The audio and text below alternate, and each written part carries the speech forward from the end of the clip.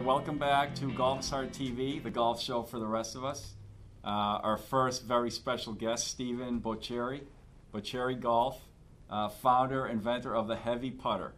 And I'll tell you, I've heard a lot about it. I'm excited to try it because really, I'm starting to play a little bit more, and my putting stroke now is really a mess. And I really, the reason I was excited and interested to contact you guys is because I want to try it out. And just putting around here feels pretty good. And my putter, although they say the putter is the heaviest club in the bag, right?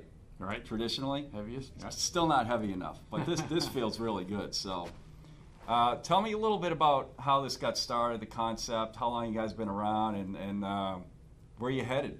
Well, okay. Or maybe that's a lot, I don't know. That's a lot to talk about, but it started about 6 years ago, and in my basement.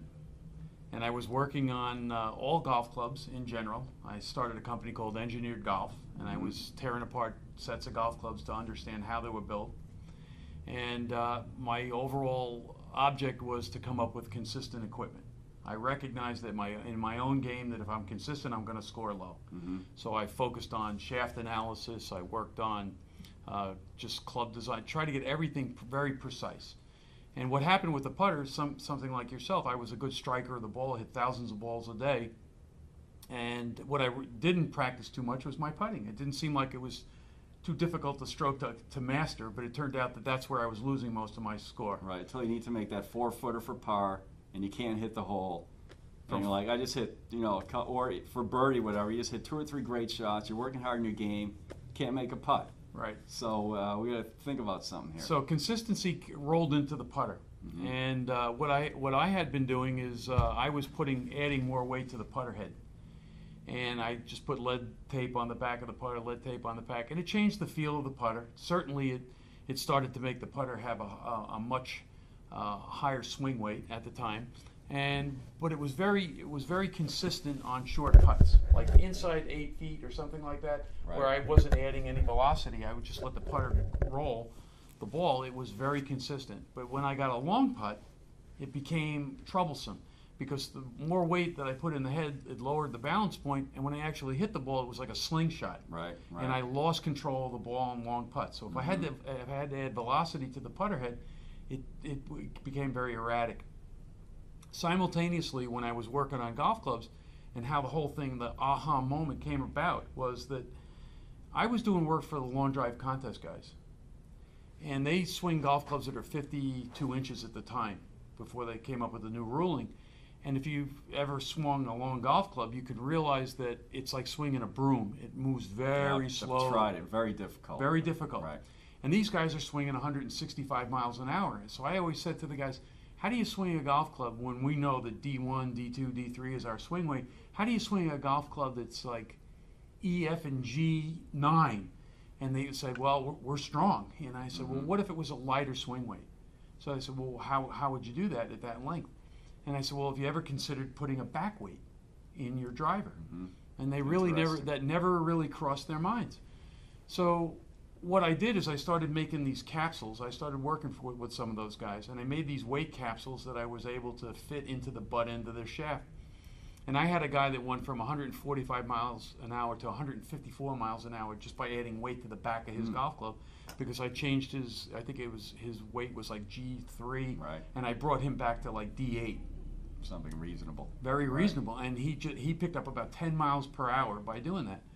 So I had these weight capsules on my workbench, and I started fooling around with heavier putter heads. And one day I said, I'm buying a putter head that is for a midweight putter, which was like a 400+ gram head, because I was putting so much lead on the back of the golf club, you couldn't recognize it was a golf club. Now, why does this thing work so well? Well, the reason that the concept of the back weight, where I was going, was that the back weight actually allowed them to swing their club faster.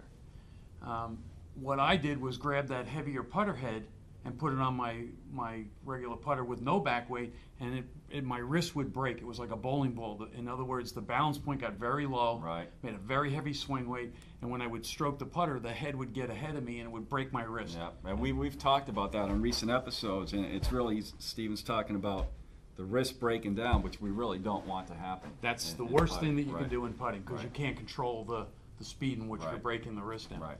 So when I recognized that the low balance point caused the wrist break, and I got that putter, I was dying to get that putter head in. I shafted it up, put it on the thing, and I took one stroke with it, and my wrist almost snapped. And the ball took off. And the ball just like shattered away. Yeah, and I right. said, "Oh my God, this is just not going to work." And I had the putter on the ground next to my workbench, and I was on the phone talking to somebody, and I said, "Oh, I got the putter head in." I said, "It's not going to work. It's too heavy. I can't control it." And while I was standing there, I had these back weights that I made for the driver, and so I took the back weight, and it just happened to fit into the shaft of the putter. And I said, "Wow, look at how cool that fits in there." I could hear the air coming out of the shaft. No It was kidding. such a precise fit. So I was more intrigued with the fit of this weight in the back of the club. Right. So I'm saying, "Wow, look at that." And I finally dropped it in. And when I did drop it in, I picked it up with one hand, and I was on the phone, and I swung the putter, and I went, "Holy mackerel." That's amazing. And all it did is it made the head, which was like 430 grams at the time, it made that head feel like it was light, and it didn't feel like, all of a sudden the low balance point and the wrist breaking went away. The putter became part of me. And it was a simple, with one hand I was stroking this thing, and I'm rolling the ball like 15 feet away. And about 10 in a row, I hit this little cup that I had on the ground. I said, "Oh my God," I told the guys, "I got to go." Wow. I got to go.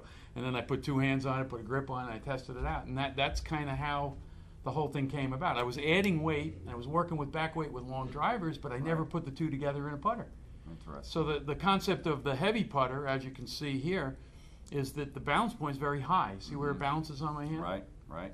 You can see that. It's very high. And a conventional putter is about 7 inches Uh-huh. off the head. And the way we achieve that is we have more mass in the head, but we have a 200-gram weight right here in the grip.